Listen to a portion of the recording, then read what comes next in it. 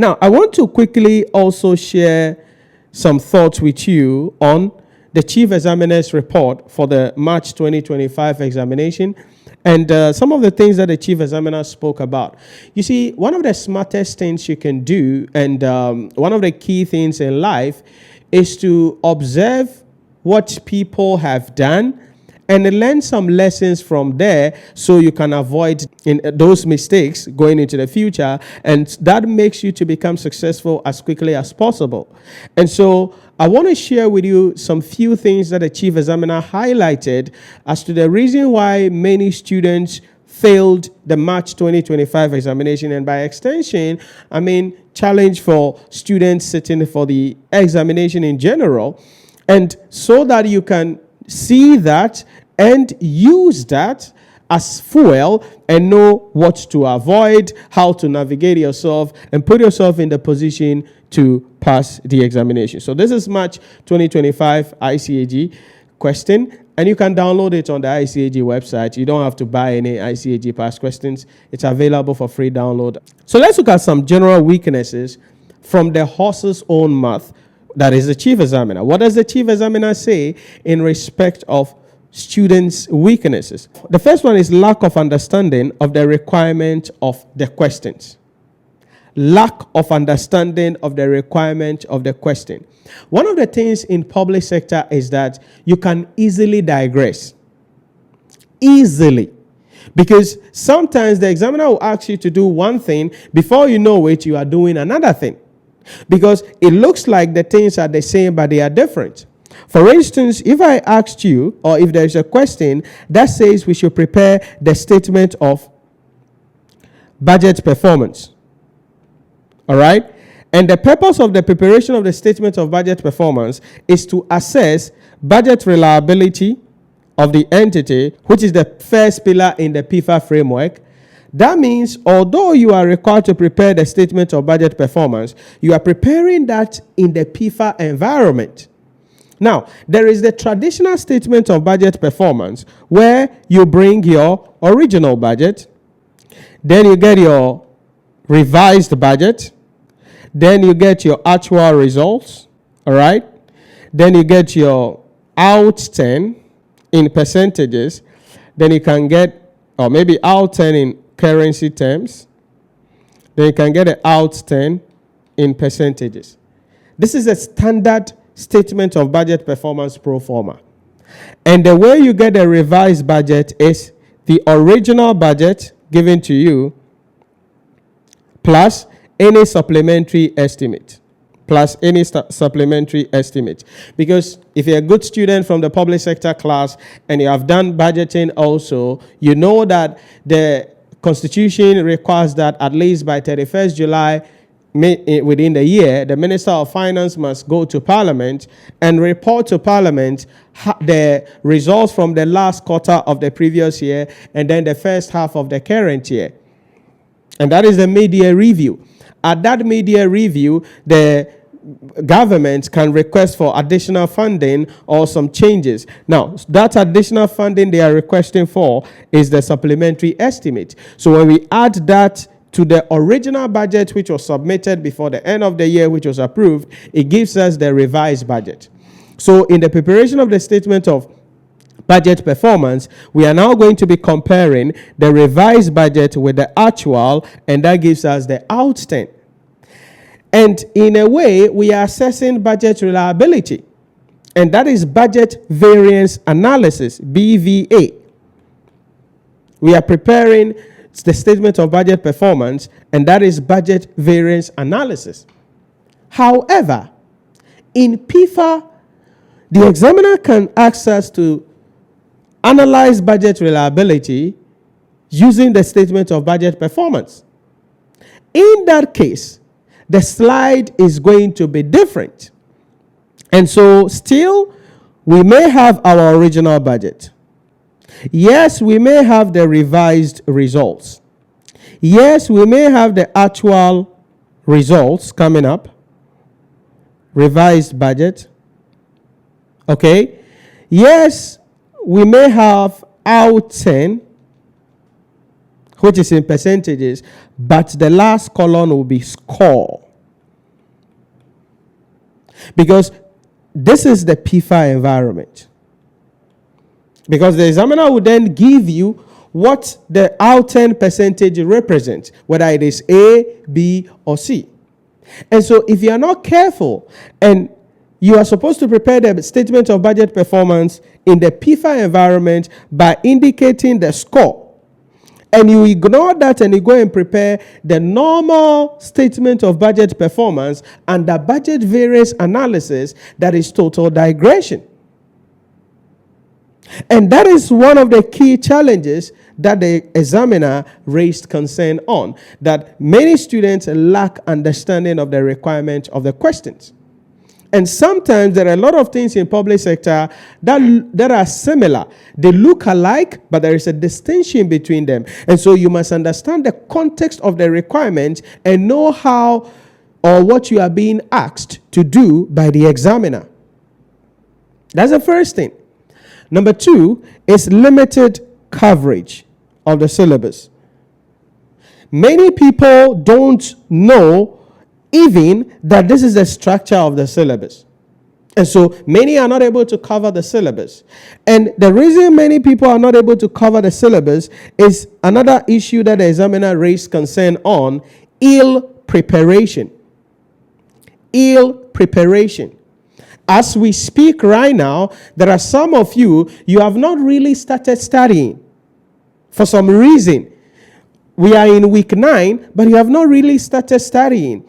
And you've been pushing it, but you've registered for the exam, or the exam registration will be closing on the 12th of June, 2025, for the July examination.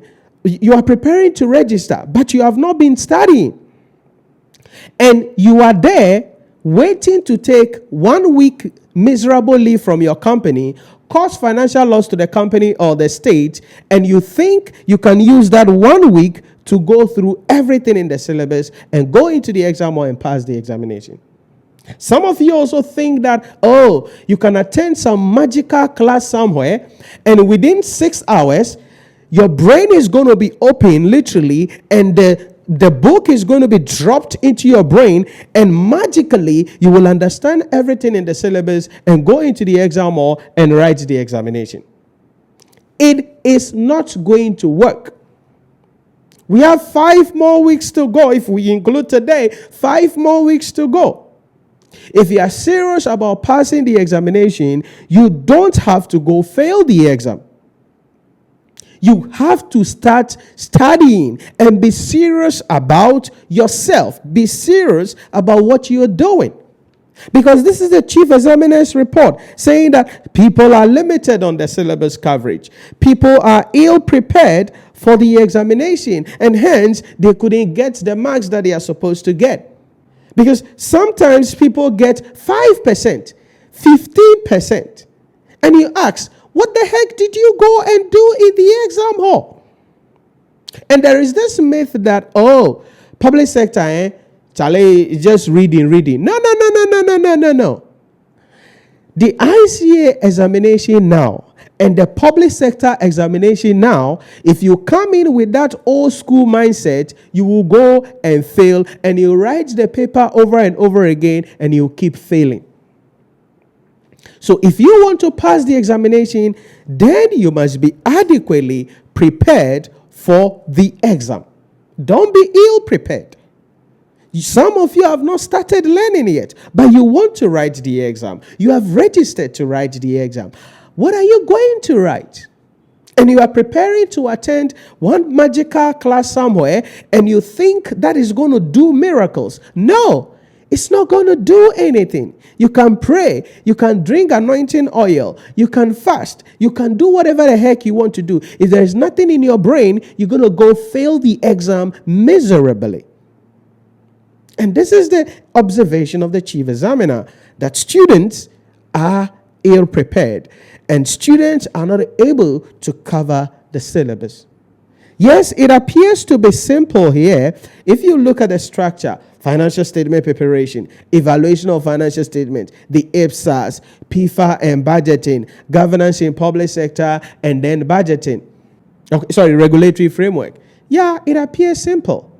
But it is not that simple, my friends.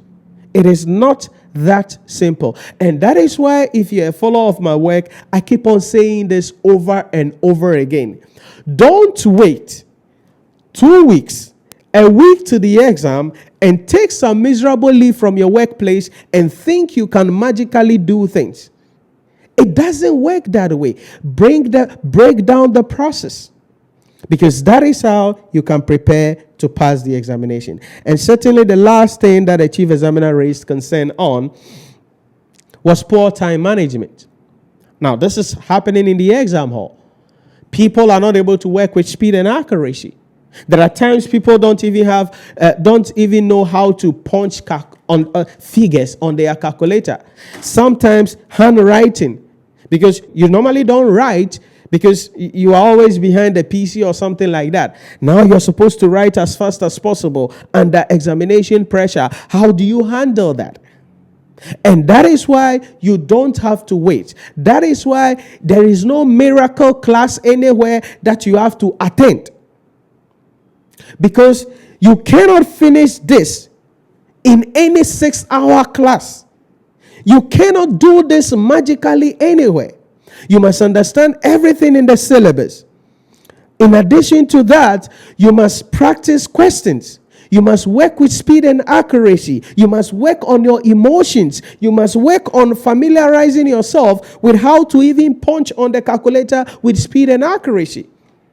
Because I say this all the time, that some of you fail the exam, or you are going to fail the exam, not because you don't know, but it's because you can't even work with speed and accuracy. By the time you realize, they say get ready to stop work and you have answered only 2 questions. Get ready to stop work and you've answered only 3 questions. Then you start panicking. There you know you have failed the examination. And many of you know that the exam you are going to write, you will fail. Many of you know that the exam that you are going to write, you will pass. You know. You know because you are not studying. You know because of the efforts that you are putting in. And that is something you need to understand.